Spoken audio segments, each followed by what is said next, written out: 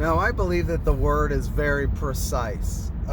However, I also see that the Bible, there are many phrases used to describe the same thing.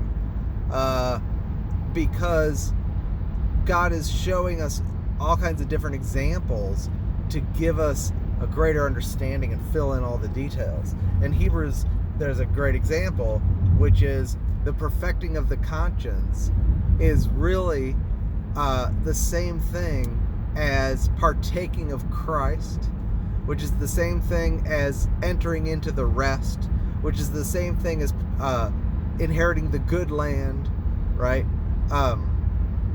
Versus having an evil conscience, which is the same thing as being in the wilderness, which is the same thing as being in the holy place, right?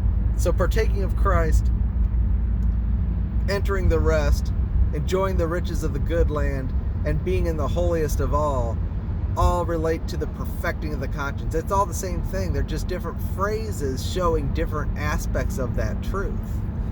And, I've been talking about the matter of the crowns. And sometimes the Bible uses these various crowns. But there's other ways that the Bible talks about the same thing. 1 John uses the phrase, abide in him so that when he appears you may have confidence in that day, right? And it talks about having boldness at the judgment and having the love of God cast out all your fears and being perfected in love versus being fearful and shrinking back when he comes, right?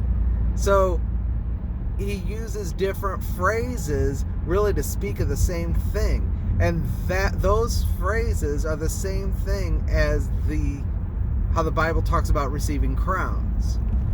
And Peter he doesn't talk about crowns, but he talks about if these things are in you and abound, you will neither be barren or unfruitful in the knowledge of Jesus Christ, but God will grant you an abundant entrance into the kingdom. Now, we are already in the kingdom. We've been transferred in, but that is talking about when salvation is revealed in the day of Christ. John is talking about day of Christ. The crowns are talking about the day of Christ, the revelation of Christ, when we stand before him and see him. That is also the judgment seat. It's all one thing. And we'll receive the imperishable. It's really good if you collect all of these different writers and phrases that relate to that moment when we see the Lord, and you'll see it's all one thing described by all these different aspects.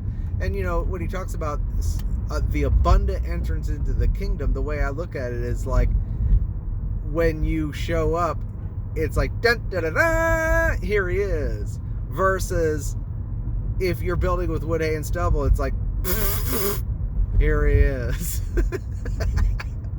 So it's really just talking about our entrance into the Lord's presence.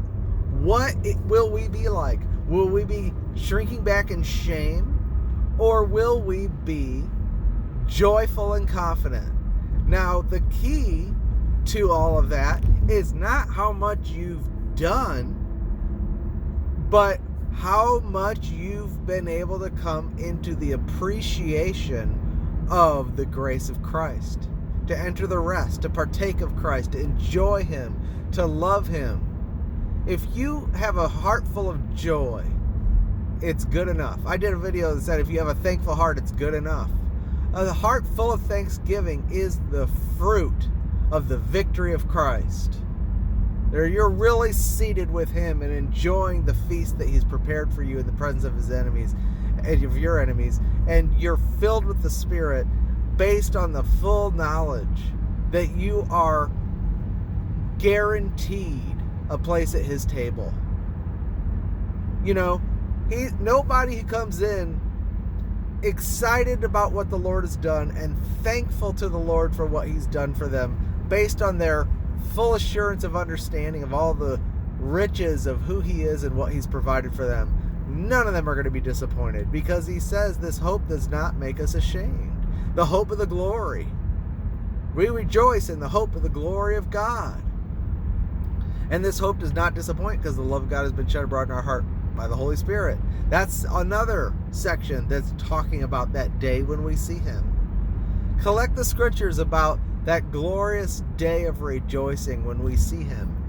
And ask yourself, who are the people that would shrink back in fear and yet be saved as though through fire? They're saved, but all their works are burnt.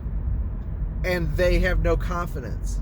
Well, it's the same people in Hebrews who didn't enter the rest and died in the wilderness. And never entered the Holy of Holies, but stayed in the holy place.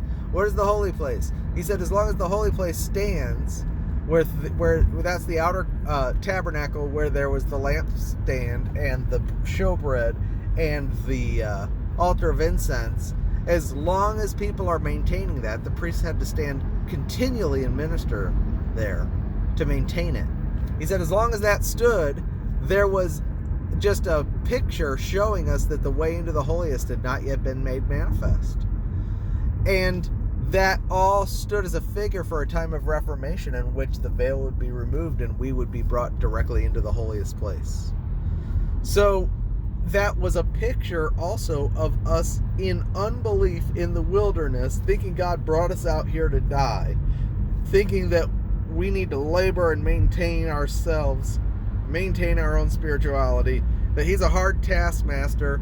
We got to get to work, got to keep this thing going, because if we stop, the whole thing stops.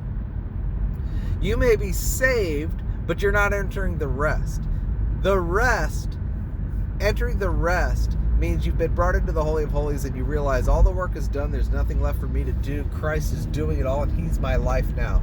And that's the same thing as enjoying the riches of the good land. It's the same thing as partaking of Christ. It's the same thing as being perfected in your conscience. It's the same thing as coming forward boldly to the throne of grace. It's the same thing as entering the kingdom with an abundant entrance and being fruitful in the knowledge of Jesus Christ. It's the same thing as receiving a crown of incorruptibility. It's the same thing as receiving a crown of life. It's the same thing as receiving a crown of righteousness and rejoicing at his appearing. And it's the same thing as abiding in him so that you may have confidence when he appears and not shrink back in shame. It's all one thing. And there's a group of people that will come in. Everybody's going to be raptured who's genuinely a believer, but there's a group of people who just didn't grow in their faith. They never got past the milk. And it doesn't mean that they'll be disqualified or disinherited. And remember the generosity of the Lord. The Lord is looking to give rewards for if you gave a glass of water to a disciple in the name of he hasn't forgotten anything. He never forgets anything that you do in his name, right? But those who are under works with this regard are the ones who will have the least amount of when they enter. It'll be more of a when they enter. Okay? We need to be grace people. We've got to see a vision that it's all of Christ. Christ is everything in the Christian life. Okay, talk to you soon.